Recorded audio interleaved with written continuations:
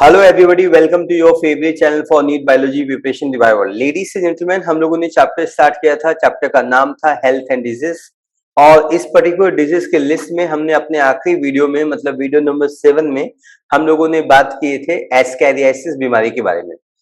आज के वीडियो में हम लोग बात करने वाले हैं अगली बीमारी के बारे में। बीमारी का नाम है फिलारियासिस एंड एलिफेंटाइसिस, और इसी वीडियो में हम लोग अगली बीमारी कॉल रिंग वॉर्म के बारे में भी इसी वीडियो में हम सीखने की कोशिश करेंगे।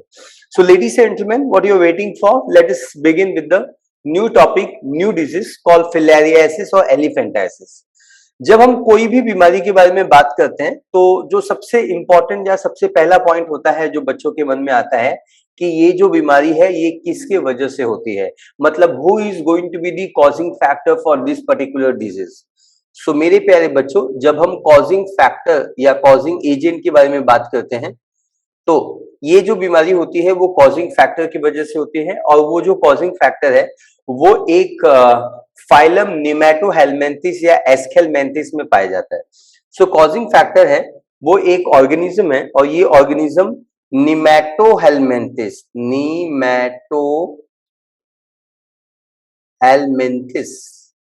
आपको पता होना चाहिए। निमेटोहेल्मिन्थिस का ही दूसरा नाम है Aschelminthes. It is also called as a Aschelminthes. Yes sir. So निमेटोहेल्मिन्थिस और एस्केलमेंथिस, निमेटोहेल्मिन्थिस को हम लोग प्यार से थ्रेड वॉर्म बोलते हैं। क्या बोलते हैं हम इसको प्यार से? थ्रेड वॉर्म, क्योंकि ये ऑब्वियसली धागे की तरह होता है, इसलिए हम इसको थ्रेड वॉर्म बोलते हैं। और एस्केलमेंथिस को हम प्यार से बैग वॉर्म बोलते हैं, या हम इसको you can call it as a roundworm. So we call it as a roundworm. तो आपने आखिरी जो बीमारी थी, मतलब वीडियो नंबर 7 में एस्केलमेंथिस के बारे में जो भी आपने सीखा था, वो भी एस्कैरियासिस के बारे में आपने जो भी सीखा था, वो भी एक एस्केलमेंथिस फाइलम में ही बिलोंग करता है। और ये जो बीमारी हम लोग आज डिस्कस करने वाले हैं, इसका जो कॉजिंग ऑर्गेनिज्म है ये भी निमेटोहेल्मिन्थिस और एस्केलमेंथिस फाइलम में बिलोंग करता है। अब चलो इसका नाम देख लेते हैं। जब हम इसके नाम के बारे में बात करते हैं तो उसका नाम है वोचिलेरिया बैंक्रॉफ्टी। क्या बोला मिस्टर सर ने? आप रिपीट कर सकते हैं मेरे साथ, वोचिलेरिया बैंक्रॉफ्टी। अच्छा, आप ये जानना चाहते हैं कि ये डायग्राम क्या है? आई एम सॉरी, मैंने बताना भूल गया। इस बीमारी को हम एलिफेंटाइसिस बोलते हैं। एलिफेंटाइसिस का मतलब होता है एलिफेंट से रिलेटेड है ये टर्म। इसमें जिस बंदे को ये बीमारी हो जाती है या ये कंडीशन आ जाती है, उसका जो फूट होता है वो एलिफेंट की तरह स्वेल हो जाता है, एंड स्वेलिंग होने के बाद it look like a leg of elephant, and that's why this बीमारी, this condition is called elephantiasis. Elephantiasis वो कंडीशन कहलाता है, ये कंडीशन में जो नॉर्मल बंदे का जो फूट होता है, it acquire the size of a elephant foot, and that's why it is called elephantiasis. I think ये डायग्राम इज क्लियर है, तो अभी आप आगे फोकस लेक्चर पे कर सकते हैं। आपका बहुत बहुत धन्यवाद। Ladies and gentleman, there is a causing factor, and हमने उसको क्या बोलते हैं? Wuchereria bancrofti. आप ध्यान से समझिए,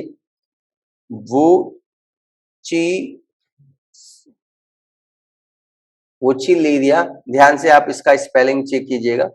वोचिलेरिया, और इसको हम प्यार से फिलेरियल वॉर्म भी बोलते हैं। फिलेरियल वॉर्म, इसको हम प्यार से फिलेरियल वॉर्म भी बोलते हैं। और ये जो वोचिलेरिया है ये जीनस का नाम है, और इस जीनस में दो ऑर्गेनिज्म आते हैं। एक को हम बोलते हैं bancrofti, so there is a bancrofti, and there is another called as a malai.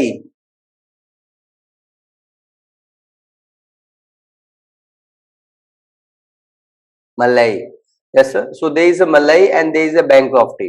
ये दोनों ऑर्गेनिज्म, मतलब वोचिलेरिया बैंक्रॉफ्टी एंड वोचिलेरिया malai, ये कॉजिंग फैक्टर्स होते हैं जिनकी वजह से ये बीमारी हो जाती है।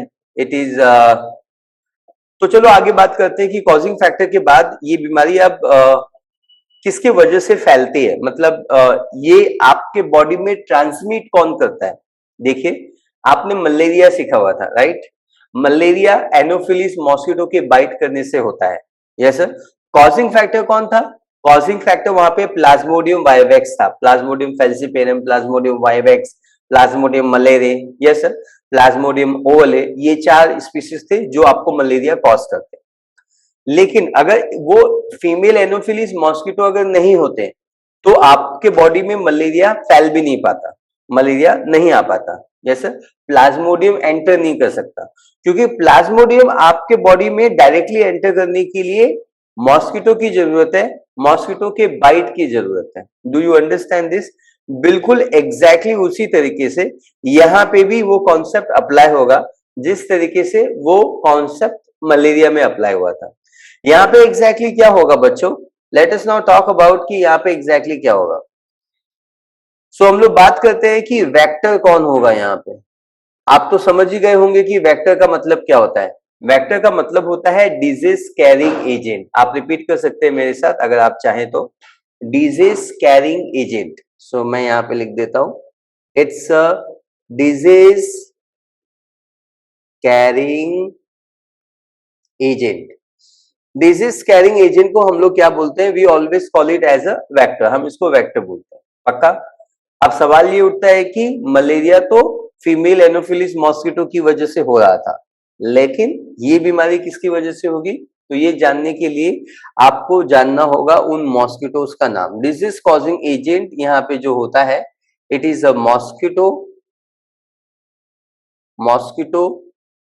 and that mosquito are, it may be anopheles, female anopheles, it may be female anopheles, yeah, it may be female culex, yeah, it may be Aedes, yes sir.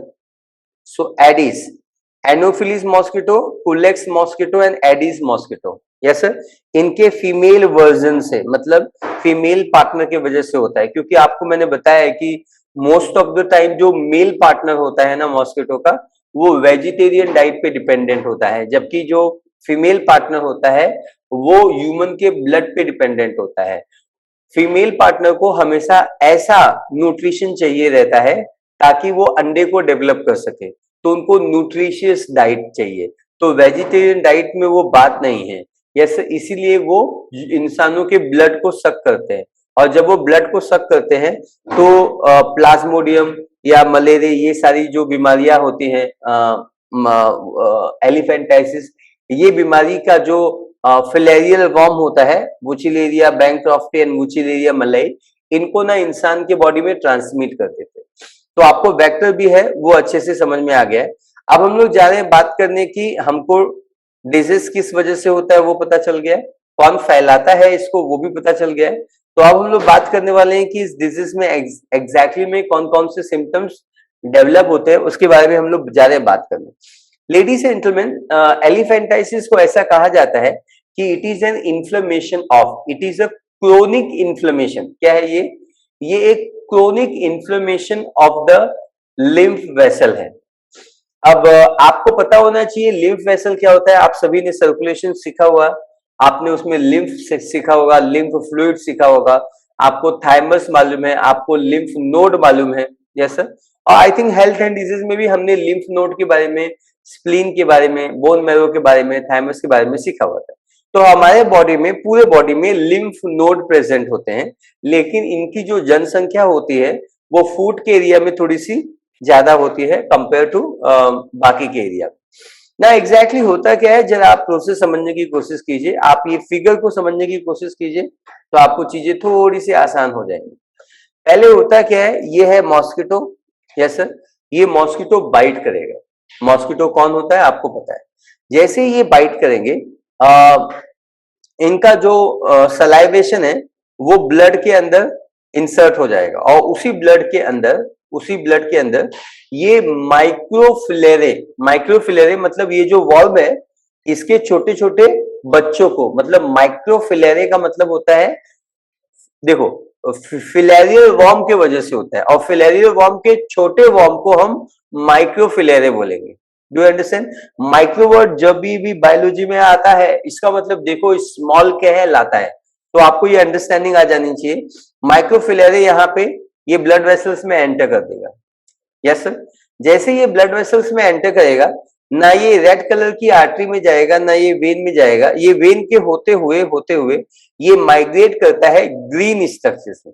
Biology में जो ग्रीन होता है वही तो लिम्फ वेसल होता है। क्या बोला मिस्टर सर ने? बायोलॉजी में जो ग्रीन होता है वही तो लिम्फ वेसल होता है। क्या बात है। सो मेरे प्यारे बच्चों, आप देख सकते हैं ये एरो है ना, ये लिम्फ वेसल में एंटर करता है और लिम्फ वेसल से ये एंटर करता है लिम्फ नोड के अंदर। It is going to enter inside the lymph node.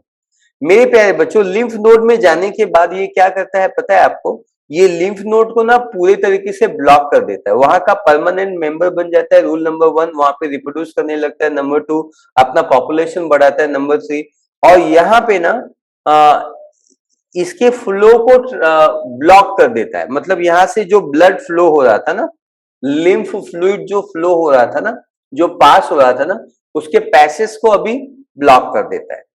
Yes sir, is that clear? तो यहाँ पे बेसिकली इन्फ्लेमेशन कॉज करता है। क्या कॉज करता है? इन्फ्लेमेशन कॉज करता है। इन्फ्लेमेशन, आपकी मुलाकात बचपन से इन्फ्लेमेशन से हो चुकी है। Redness, heat, swelling, pain, loss of function. Redness, heat, swelling, pain, loss of function is called as a inflammation. तो बेसिकली यहाँ पे लिम्फ वेसल और लिम्फ नोड का इन्फ्लेमेशन आ जाता है, और ये लंबे समय तक होने वाला इन्फ्लेमेशन है। ये क्रोनिक इन्फ्लेमेशन है। क्रोनिक का मतलब धीरे धीरे ये डेवलप होने वाला, ये स्टेजेस में डेवलप होता है। Yes sir, is that clear? It is going to be develop in stages. Now बच्चों यहाँ पे देखिए एक चीज क्या हो रही है यहाँ पे, ये जो लिम्फ नोड है इसकी साइज ना बढ़ती जा रही है। मतलब इसमें क्या आ रही है बच्चों?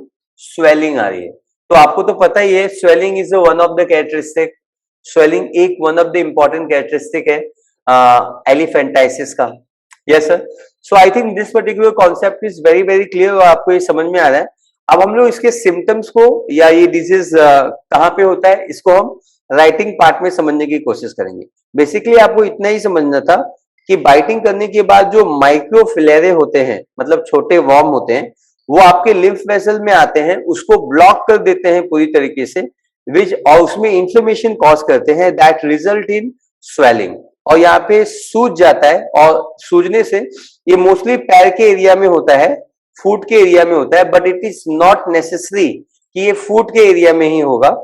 ये जो बीमारी होती है ये फुट के एरिया में होने के साथ साथ ये स्क्रोटम में भी हो सकती है। What is scrotum? ये हाथ में भी हो सकती है, आर्म्स में भी आपके हो सकती है। तो ये बीमारी कहीं पे भी हो सकती है, लेकिन मॉस्किटो के बाइट करने के ज्यादातर चांसेस जो होते हैं वो फुट में होते हैं, इसलिए ये फुट में ये ज्यादा ऑब्जर्व है compare to other part.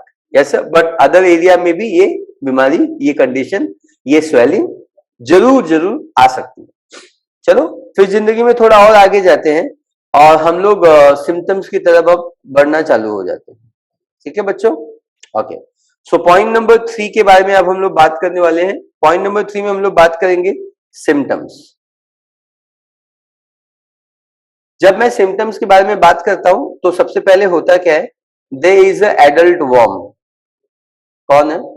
There is a adult worm, और ये जो एडल्ट वर्म होता है ये enter in lymph vessel. So it is enter इन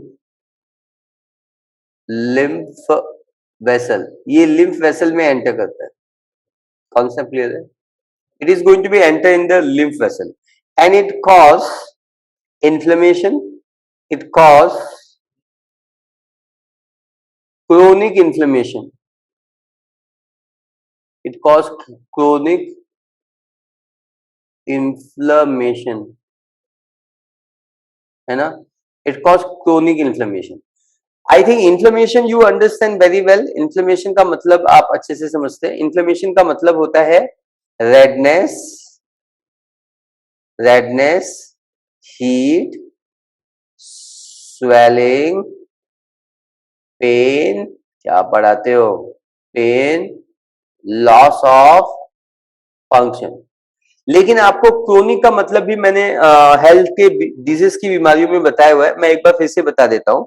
कोई भी जो बीमारी होती है इंसान के बॉडी में, या तो वो एक्यूट होती है या तो फिर वो क्रोनिक होती है, या तो एक्यूट होती है या तो क्रोनिक होती है। एक्यूट का मतलब होता है अचानक, A for acute and A for अचानक। ऐसी कोई भी बीमारी जो आपके आपके लाइफ में आते ही ज्वालामुखी जैसी फैल जाती है और आपको ज्वालामुखी जैसा पेन देता है, सडनली आपकी लाइफ में आता है और आपके जीवन में दुखों का माहौल लेके आता है, ऐसी बीमारी को एक्यूट बीमारी बोलते हैं। जैसे मैंने एक 50 केजी का पत्थर उठाया और आपके पैर पे रख दिया, मतलब फेंक दिया, तो आपको जो अभी पेन होगा ना, वो एक एक्यूट पेन का एग्जाम्पल है, क्या आप पढ़ाते हो। लेकिन ये क्रोनिक क्या होता है? क्रोनिक का मतलब होता है धीरे धीरे रे मना, धीरे सब कुछ होए। इसका मतलब ये होता है कि ये बहुत ही स्लो तरीके से, बहुत ही धीरे धीरे तरीके से ये फैलता है। क्या बात है, यस सर, बहुत ही स्लो तरीके से, बहुत ही आराम से ये फैलता है। ये इतनी स्लो तरीके से फैलता है कि you don't like to go to doctor. कैसा? कभी कभी दांतों में दर्द होता है, तो एक मीठा सा दर्द होता है, सो मीठे मीठे वो जो मीठा दर्द होता है उसको दिखाने के लिए आप लेजीपना दिखाते हो, आप you don't go to doctor, right. लेकिन एक दिन कोई भी बीमारी जब पहले ना वो क्रोनिक होती है, मतलब वो धीरे धीरे डेवलप होती है और अचानक में वो एक्यूट बन जाती है। सो क्रोनिक में आपको स्वीट पेन होगा, इंटेंसिटी ऑफ पेन कम होगा, एक्यूट में पेन बहुत ज्यादा होगा, क्रोनिक में आप डॉक्टर के पास नहीं जाते हो, है ना, घरात बसा तुम्ही, आणि एक्यूट में you immediately go to doctor because intensity of pain is so much high, it is so much intensified, ladies and gentleman.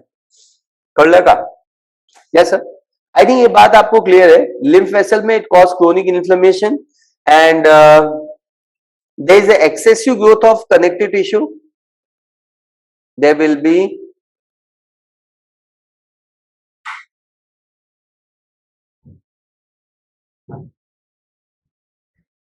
excessive growth of connective tissue, there will be excessive growth of connective tissue and this excessive growth will result in, it causes enlargement of, it causes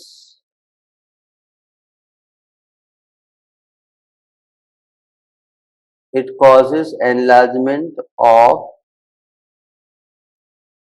arm, legs, scrotum, epididymis. आपको बच्चों समझ में आएगा epididymis ये male reproductive system में पाया जाता है, तो जब आप मेल रिप्रोडक्टिव सिस्टम सीखेंगे तो आपको ये क्लियर होगा। स्क्रोटम भी मेल रिप्रोडक्टिव सिस्टम का हिस्सा है। स्क्रोटम तो मैं आपको इस समय बता सकता हूँ, स्क्रोटम एक बैग है, स्क्रोटम एक बैग है जिसके अंदर टेस्टिस प्रेजेंट होता है। आप ये लिख सकते हैं मीनिंग में, स्क्रोटम वो बैग कहलाता है जिसके अंदर टेस्टिस पाया जाता है। एपिडिडाइमिस एक कॉइल्ड ट्यूब्यूल है, it is a coiled tube, और इस कॉइल्ड ट्यूब में स्पर्म स्टोर रहता है। कौन स्टोर रहता है बच्चों? स्पर्म स्टोर, यहाँ पे स्पर्म स्टोर रहता है। I think this parts are going to be very very clear, right.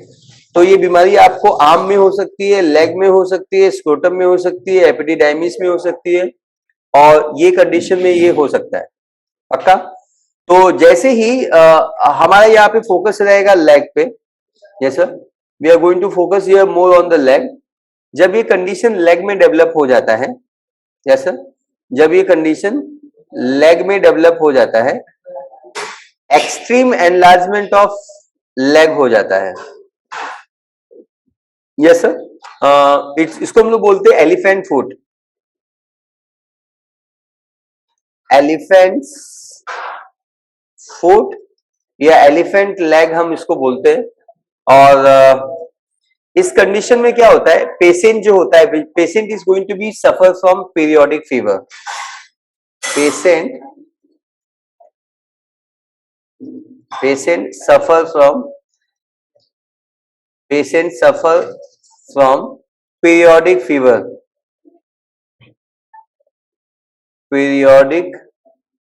periodic fever and associated with and associated associated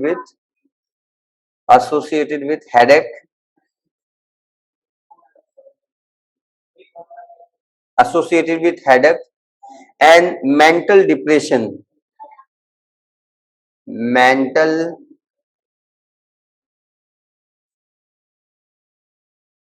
depression. Yes sir. तो हेडेक होता है, मेंटल डिप्रेशन होता है। चलो जानना चाहते हैं, I hope this particular condition is very very clear. ये पूरा प्रोसेस आपको समझ में आया कि कैसे कैसे सिम्टम्स होता है। नंबर 4 पॉइंट के ऊपर हम लोग बात करते हैं। नंबर 4 पॉइंट के बारे में बात करते हैं। तो आपको अभी समझ में आ जाना चाहिए कि ये जो बीमारी है, हम लोग अगले पॉइंट में बात करेंगे कि इस बीमारी का क्या इलाज है, मतलब what are the treatments which is available. तो जब हम ट्रीटमेंट के बारे में बात करते हैं, तो देखिए ट्रीटमेंट तो तभी आपको मिलेगा जब आप बिगिनिंग में आएंगे। अगर आप फाइनल स्टेज में या एक्सट्रीम केसेस में आप सामने आ रहे हैं इस पर्टिकुलर बीमारी में, तो आपके ठीक होने के चांसेस थोड़े बहुत कम है। Yes sir. तो यूजुअली इस टाइप के जो पेशेंट होते हैं उनको केमिकल दिया जाता है, ड्रग दिया जाता है विच इज कॉल्ड डाइइथाइल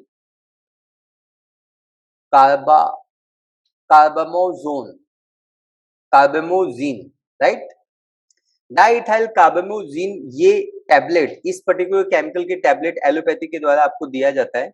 और ये जो टैबलेट है, मतलब ये जो पर्टिकुलर केमिकल है इस पर्टिकुलर टैबलेट में, इसका इस्तेमाल होता है माइक्रोफिलारे के एडल्ट और माइक्रोफिलारे दोनों को किल करने में। So it will kill adult as well as microfilare। I think concept is clear. Microfilariae और एडल्ट दोनों को ये किल करेगा। तो ये रहा ट्रीटमेंट। और ट्रीटमेंट के बाद सबसे आखिरी में आता है प्रिवेंटिव मेजर। क्या हम इस बीमारी को प्रिवेंट कर सकते हैं? तो ऑब्वियसली आप इस बीमारी को प्रिवेंट कर सकते हैं। कौन कौन सी चीजों का आपको ध्यान में रखना है, ताकि हमेशा याद रखिए prevention is always better than cure. तो क्या क्या आप कर सकते हैं? प्रिवेंशन के प्रोसेस को समझने के लिए आपके लिए ये समझना बहुत जरूरी है कि किस तरीके से या किस मैकेनिज्म से ये बीमारी फैलती है। तो ऑब्वियसली ये बीमारी फैलती है मॉस्किटो के बाइट करने से। मॉस्किटो जब आपको बाइट करेगा और उस मॉस्किटो के बॉडी के सलाइवा में, यस सर, सलाइवा में माइक्रोफिलेरे रहेंगे। Yes sir. In that case only आपको ये बीमारी हो सकती है। पक्का? तो आपको पूरी कोशिश करनी है कि you need to destroy the breeding ground for the mosquitoes. So you need to destroy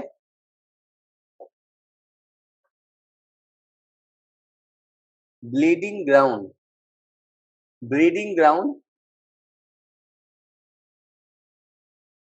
for mosquito. तो क्या इस्तेमाल करेंगे आप? You can use DDT. आप डीडीटी इस्तेमाल कर सकते हैं माइक्रो के मॉस्किटो के लार्वे को किल करने के लिए। Yes sir. आप अनवांटेड जो बुशेस एरिया है आप उसको क्लीन कर सकते हैं। So you can clean unwanted bushes. Unwanted bushes को आप क्लीन कर सकते हैं। That is also what you can do. Mosquito repellent नाम की चीज आपने सुनी होगी जिंदगी में। Yes sir. तो you can use mosquito repellent. Then आपने नेट सुना होगा, मॉस्किटो नेट, आप उसका भी इस्तेमाल कर सकते हैं। तो ऐसी पूरी कोशिश कीजिए जिससे आपको मॉस्किटो बाइट ना करे और so you will be prevented from this particular disease। so I think ये पूरा कॉन्सेप्ट है वो क्लियर हो गया है। अभी भी हमने ये सीखा हुआ है। मैं एक बार रिकैप दे देता हूँ आपको। फिलेरियासिस वो बीमारी कहलाती है, एक निमेटोहेलमिंथिस से ये हो जाती है। उस निमेटोहेलमिंथिस का नाम वुचिलेरिया बैंक्रॉफ्टी, नहीं तो वुचिलेरिया मल्लई कहलाती है। इस बीमारी को फैलने के लिए वेक्टर हमेशा चाहती है। वेक्टर वो कहलाता है जो डिजीज को फैला पाता है। यहाँ पे वेक्टर एक मॉस्किटो कहलाता है जो फीमेल एनोफिलीज या तो फीमेल कुलेक्स या तो फीमेल एडिस कहलाता है। और what is exactly is the symptom, ये लिम्फ वेसल को ब्लॉक करने वाला है, और ये lymph vessel most of the time ये आपके लेग के होंगे, but they can be also the scrotum और एपिडिडाइमिस का भी या आर्म्स का भी ये हो सकता है। सो आई थिंक आपको ये कंडीशन बहुत ही अच्छे से समझ में आ गया होगा। आपको ये अंडरस्टैंडिंग डेवलप हो जानी चाहिए कि इसमें जो नॉर्मल बॉडी की जो मॉर्फोलॉजी होती है वो डिफॉर्म हो जाती है। There is a deformation of the body parts, और ये इसकी एक स्टार प्रॉपर्टी है। सो आई होप आपको ये पार्ट समझ में आ गया होगा। अब हम लोग बात करने जा रहे हैं next disease and I think ringworm के बारे में हम लोग जा रहे हैं बात करने। तो चलो बच्चों, अब हम बात करते हैं अगली बीमारी के बारे में, और अगली बीमारी का नाम है ring warm. Yes sir. So ladies and gentleman, सबसे पहला सवाल ये होगा कि इसको रिंग वॉर्म क्यों बोलते हैं। तो आप अच्छे से समझ लीजिए, ये बायोलॉजी का मिस नॉर्मल है। वेरी फर्स्ट पॉइंट, ये बायोलॉजी का मिस नॉर्मल है। मिस नॉर्मल आप समझते हैं, जिसका नाम उसके बारे में गलत इंफॉर्मेशन देता है। मिस नॉर्मल मतलब नाम गलत है। Yes sir. इसको नाम दिया है ring worm, but this particular बीमारी is not cause because of worm. तो इसका नाम इसके बारे में जो भी बताता है वो एक्चुअली में गलत हो जाता है। जिसका नाम उसका काम, उसके बारे में इंफॉर्मेशन वो सही नहीं बताता है, and that's why it is a misnomer. Yes sir. तो सबसे पहला ये पॉइंट है, it is a misnomer, और मिस नॉर्मल का मतलब ये होता है it is not cause because of worm. It is not caused it is not caused because of worm। ये किसी worm की मदद से नहीं होता है। तो इसको नाम रिंग worm क्यों दिया हुआ है? Because of a symptom। Ladies and gentlemen, I hope you can see this particular figure। अगर आप इस फिगर को देखेंगे तो आप देख सकते हैं यहाँ पे रिंग लाइक स्ट्रक्चर अपीयर हो रहा है, and that presence of this ring like structure, it is a symptom, it is a observed symptom of the ringworm बीमारी। Yes sir, ringworm। तो जरा सीखने की कोशिश करते हैं कि ये बीमारी एग्जैक्टली अगर होती है, अगर ये ringworm ये वर्म से नहीं होती है तो ये किससे होती है। सो लेडीज एंड जेंटलमैन, पहला पॉइंट ये है कि it occur because of fungi. ये फंगल की इन्फेक्शन है। सो इसका जो कॉजिंग एजेंट होगा, the causing agent, the causing agent is always going to be fungi. It is always going to be fungi. और ये जो फंगाई है that belong to genera. Genera का मतलब जीनस होता है, right. It belong to genera microsporum. Microsporum ये पहला जनरा है जिसके जितने भी फंगाई हैं वो रिंगवॉर्म बीमारी कॉज करते हैं। There is a second genus, second genera called trichophyton. Trichophyton। There is a third one, it is called epidermophyton। Epidermophyton। So I think these concepts are very clear। Genre में microsporum है, Trichophyton है, Epidermophyton है। ये तीन बहुत ही important fungi के नाम है, फंगाई का जनरा है जिनके फंगाई आपको ये बीमारी कॉज करते हैं। Yes sir. First point is very very clear. Yes sir. तो तीसरा पॉइंट ये है कि इसके क्या क्या सिम्टम्स होते हैं जो आपको फेस करने पड़ सकते हैं। सो मेरे प्यारे बच्चों, इसका जो सबसे पहला सिम्टम्स है वो ये है कि there will be dry area appear on your skin. Yes sir. So there is a appearance of, appearance मतलब आना, appearance of dry scaly, dry scaly lesion. Lesion का मतलब होता है फोड़े जैसा स्ट्रक्चर आपके स्किन पे होता है। ये ड्राई होता है, सूखा होता है, डिहाइड्रेटेड होता है। सो it is dry scaly lessons on affected part. Affected part में आपको ड्राई लेसन्स होता है, जैसा कि आपने यहाँ पे देख सकते हैं। अब यहाँ पे ना ये जो ड्राई लेसन है ना, यहाँ पे आपको अजीब सी खुजली होती है, मतलब there is a itching. Itching is a very important symptom, और ये अनकंट्रोल्ड ईचिंग होती है। So there is a intense itching, intense itching, ठीक है। अब ये जो इंटेंस ईचिंग होती है ये आपको कौन से एरिया में हो सकती है? ये आपको स्किन में हो सकती है, प्राइमरली ये स्किन में हो सकता है, लेकिन नेल्स में भी ये हो सकता है। तो एंड आपका जो स्काल्प है, मतलब सर के जो बाल हैं, वहां पे भी आपको फंगल इन्फेक्शन हो सकता है। जो डैंड्रफ होता है, it is also a type of ringworm infection, yes sir. तो वहां पे आपको स्काल्प में भी ये सिम्टम्स आ सकते हैं, अगर ये राउंड राउंड शेप में है, अगर आप इसको ऑब्जर्व करेंगे। Yes sir. तो कौन सी चीज होती है जो इस फंगाई को ग्रो होने पे, बड़ी तेजी से ग्रो होने में मदद करती है? तो उसका नाम लेंगे तो there is a heat, there is a heat and there is a moisture, there is a heat and there is a moisture help to grow, help to grow, इसको हेल्प करेगी ग्रो होने में। एंड ओके, इनको form होने में। ये आपके toes में हो सकता है, आपके पैर की उंगलियों के बीच में ये हो सकता है, या आपके ग्रोन एरिया में हो सकता है। What is grown area? जहां पे आप ना बेल्ट पहनते हैं कमर में, जहां पे आप बेल्ट पहनते हैं, तो वहां पे भी ये डेवलप हो सकता है। Is that clear? ओके। तो अब सवाल ये होता है कि आपको इस फंगाई का इन्फेक्शन कैसे हुआ?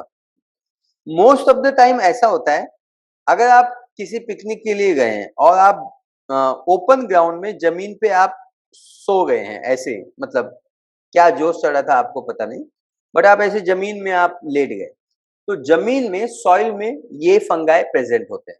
तो पहला कॉजिंग फैक्टर, पहली बार ये आपको सॉइल से हो सकता है, करेक्ट है।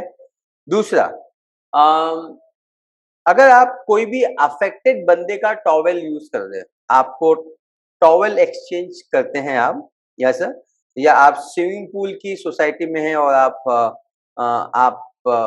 बेड शीट शेयर कर रहे हैं, या आप टॉवेल शेयर कर रहे हैं, इन दैट केस ऑल्सो भी ये, अगर एक बंदे को हुआ है तो एक बंदे से दूसरे बंदे को भी ये बीमारी हो सकती है।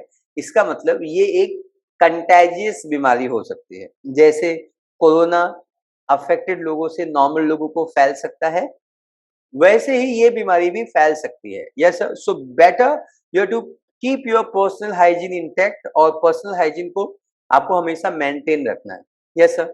सो generally acquired from the soil, generally acquired acquired from soil, generally acquired from soil, or by using towel, by using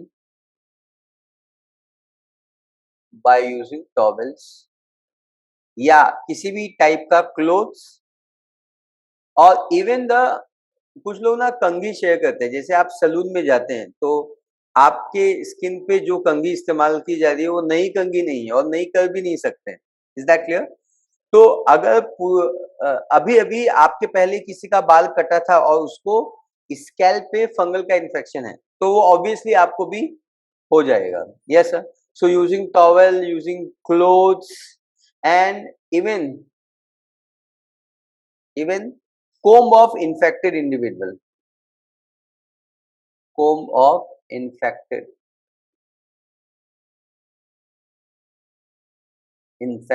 individuals, ऐसा comb of infected individual से भी ये बीमारी फैल सकती है। तो आपने हेड एंड शोल्डर शैम्पू नाम सुना होगा, उसके अंदर जितने भी केमिकल्स होते हैं वो केमिकल्स इसी फंगल को हटाने की कोशिश करते हैं, जैसे इसी डैंड्रफ को या इसी रिंगवॉर्म बीमारी को हटाने की कोशिश करते हैं।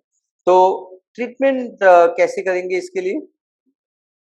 ट्रीटमेंट के लिए आपको जाना होगा एंटी फंगल ड्रग यूज करने, ये तो यूज एंटी फंगल क्रीम आपको यूज करना पड़ेगा। Yes sir, that will be nice. Anti fungal मतलब ये फंगल के अगेंस्ट है। तो एंटी फंगल जितने भी क्रीम रहेंगे उसमें एक केमिकल मोस्ट प्रोमिनेंटली इस समय प्रेजेंट होता है, and we call this particular chemical as clotrimazole. तो क्लोट्रिमाजोल एक इंपॉर्टेंट केमिकल इंग्रेडिएंट है जो फंगाई की वाट लगाता है, इसीलिए तो दुनिया इसको एंटी फंगल क्रीम कहा जाता है। एंटी फंगल क्रीम का ये इंपॉर्टेंट कंपोनेंट कहलाता है। ठीक है, तो आई थिंक आपको ये कंडीशन भी अच्छे से समझ में आ गया है। सबसे पहला पॉइंट था ये मिसनॉमर है। यस, रिंग वर्म एक मिसनॉमर है। कॉजिंग एजेंट में फंगाई है। वो फंगाई में कौन से जनरा से बिलोंग करते हैं? Microsporum, trichophyton, epidermophyton. इसमें ड्राई स्केली लेसेंस होते हैं, फोड़े जैसे स्ट्रक्चर होते हैं, वहां पे इंटेंस ईचिंग होती है। ये स्किन, नेल्स और स्कल्प में हो सकता है। हीट और मॉइस्चर, मतलब आप नहाए और नहा के आप धूप से एक्सपोज हो गए इमीडिएटली, राइट? तो अगर जहाँ पे हीट होगा और वहां पे मॉइस्चर होगा, अगर दोनों ही कंडीशंस होंगे तो आपको ये बीमारी होने के चांसेस ज्यादा हो जाते हैं। जनरली ये सॉइल से एक्वायर किया जाता है। ओके, और इन्फेक्टेड इंडिविजुअल का सामान अगर आप यूज करते हैं, कपड़े यूज करते हैं, सॉक्स यूज करते हैं, टॉवल यूज करते हैं, तो उससे भी ये हो सकता है। ये बीमारी ठीक हो सकती है, नथिंग टू वरी अबाउट। और कॉट्रिमाजोल नाम का जो केमिकल होता है, ये केमिकल एंटीफंगल क्रीम में पाया जाता है। अगर आप इस क्रीम का इस्तेमाल करेंगे तो it will be gate heeled. So I think ये दो बीमारी पे हम आज का वीडियो ये खत्म करते हैं। कैसा लगा आपको वीडियो? कमेंट करना जरूर ना भूलें, और to like the video. Thank you so much. Take care. जय हिंद।